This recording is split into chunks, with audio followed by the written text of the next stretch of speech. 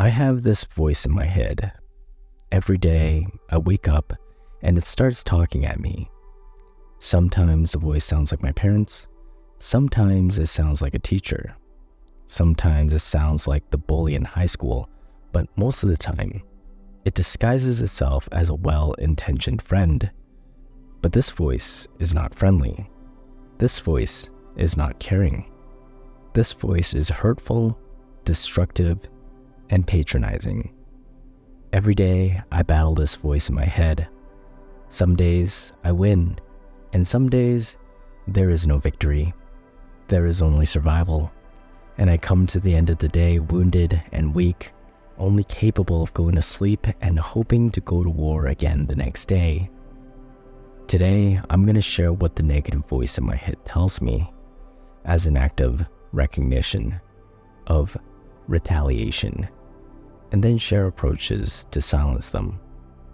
These tactics don't always work, but as much as we need to focus on honing our craft and developing hard skills, we also need to strengthen our mental muscles.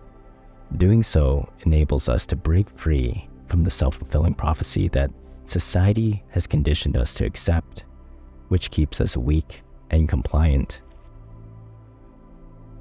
Everyone hates you. It's easy to fall into the trap of believing that everyone is against you, that the world is conspiring to bring you down. But pause for a moment and consider, is it truly everyone? Or is it perhaps a few voices amplified by your own insecurities? Remember, perception isn't always reality. Don't waste energy trying to win favors or impress those that will never be on your side. An away team doesn't try to get the fans in the arena to cheer for them. They know they are playing for the people back home. And so it goes. Find your home team. Instead of dwelling on imagined hatred, focus on nurturing genuine connections with those who uplift you. You're not good enough. The relentless refrain of self-doubt. The voice in my head loves telling me how I'm not as good as this person, and that I'm not as rich as that person, and that so-and-so did that when they were half my age. Yes, it's easy to get caught up in the comparison game, measuring our worth against arbitrary standards of success. But here's the thing. My value isn't contingent upon accolades or achievements.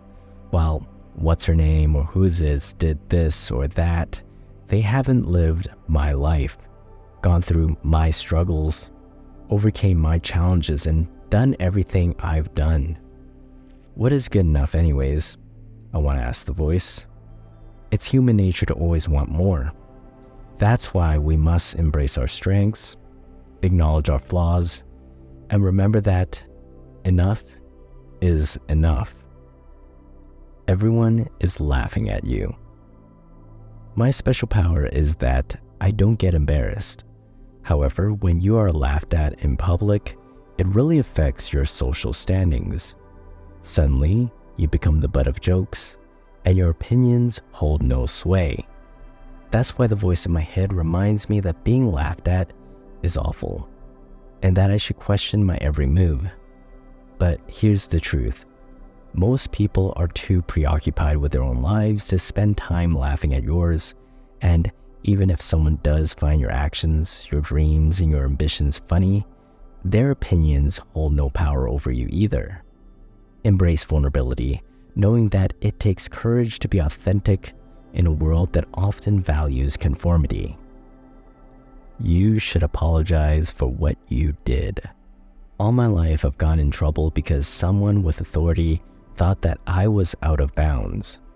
Their voices echo in my head today, demanding that I feel shame for merely existing and that I should apologize for anyone and everyone around me as my life is a nuisance.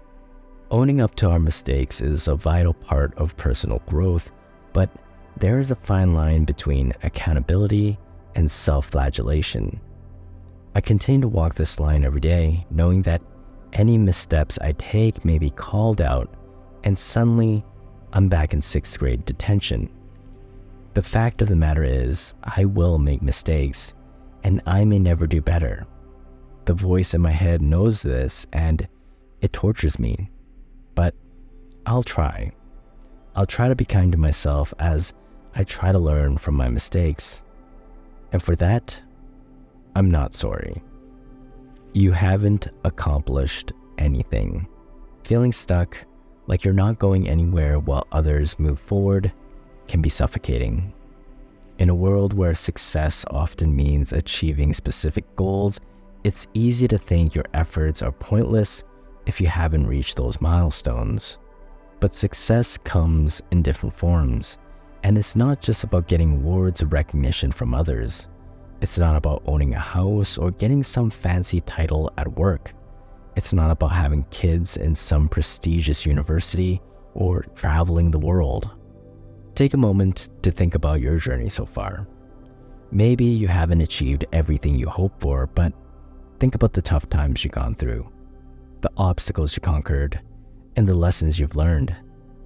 Every experience, whether good or bad, has helped shape who you are today. The voice in your head tends to overlook those things when criticizing you. Stop bragging. Oh, the voice in my head loves telling me to stop talking about everything I've done because, God forbid, someone else feels jealous. I enjoy speaking of my achievements. Who doesn't? But the voice in my head does a good job diminishing my work, especially having heard countless people tell me throughout my life not to be such a show-off. Only now I'm reminding myself that celebrating your achievements isn't bragging. It's acknowledging your hard work and resilience. Don't shrink yourselves to make others feel comfortable. Your successes are worthy of celebration, and sharing them can inspire others to pursue their own dreams. Remember, humility isn't about downplaying your accomplishments. It's about recognizing that we're all works in progress, learning and growing along the way. You always give up. The voice of defeat can be the loudest of them all, convincing us that we're destined to fail before we even begin. Yes, it's true. I have given up on a lot during my years. I've made choices, and I've often associated them with failure. But setbacks are not synonymous with failure. They're new opportunities. Detours aren't the wrong way. It's just another way around. Perseverance isn't about never faltering. It's about picking yourself up each time you stumble and pressing onward with renewed determination. You're wasting your time.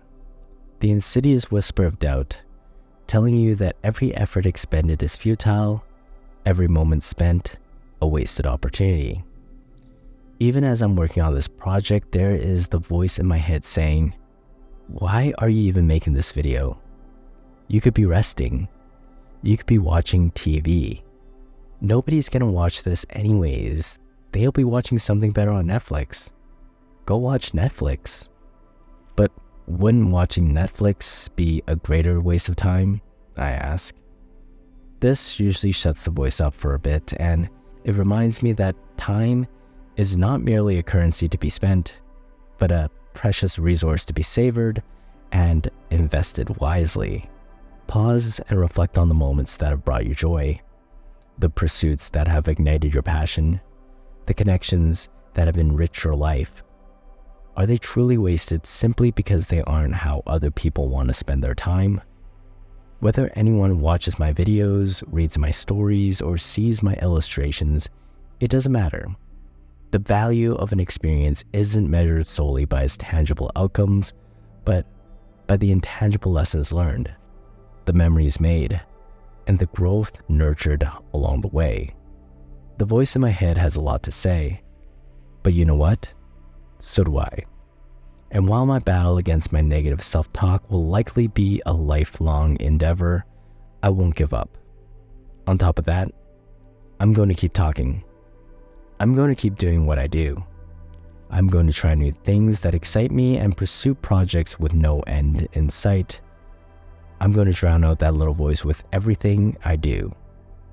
The voice in my head will not shut me up. What does the voice in your head tell you? What do you do about it? Let me know in the comments. Thank you for watching. My name is Elliot. I make videos about writing and the creative process. If that interests you, check out this playlist right here, and don't forget to subscribe.